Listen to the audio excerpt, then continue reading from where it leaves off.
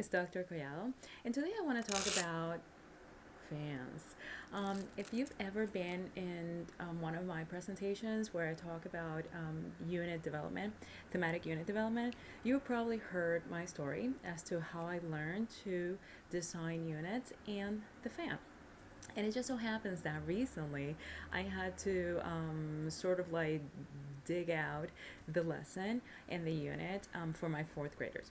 So it was a great experience, and that's why I want to share it today.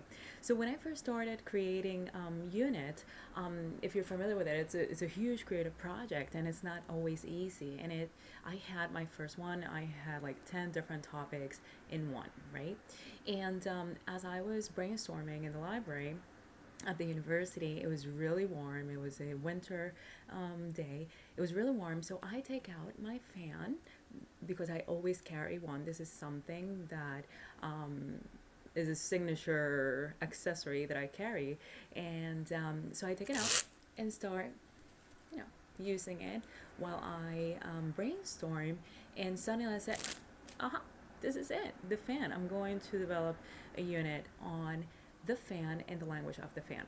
So, in Spanish speaking countries or warm countries, I should say, there's a tradition of using hand fans, and that is also the case in Puerto Rico because we inherited from Spain. So this one in particular came from Spain. So and it's really nice and hand painted. They're very delicate. So what I decided to do, I said, well, this is a product, a cultural product, and the practice is to use it, to carry it whenever, so that if the weather is warm and or you feel hot, you can actually take it out, and it's a tool that helps you cool a little bit. And the perspective is that ladies always carry a really nice fan, and delicately they use it. So those are the three P's: the product, the practice, and the perspective. So that's my foundation for the unit. And then I went into history and researched a little bit in terms of the manufacturing of fans in Spain, and how is it used nowadays. That was another lesson in the language of the fan. I remember growing up hearing stories about teenagers going out to parties with their chaperones, and they would use the fan to communicate with the boys. So the unit was designed for high school, maybe middle school. I used it in both middle school and high school, but never thought that would work for elementary. So what happened was, because I always carry a fan, one in my pocketbook, and I always have one in the classroom, students notice, fourth grade notice. So one thing led to another. I end up ordering a class set of fans.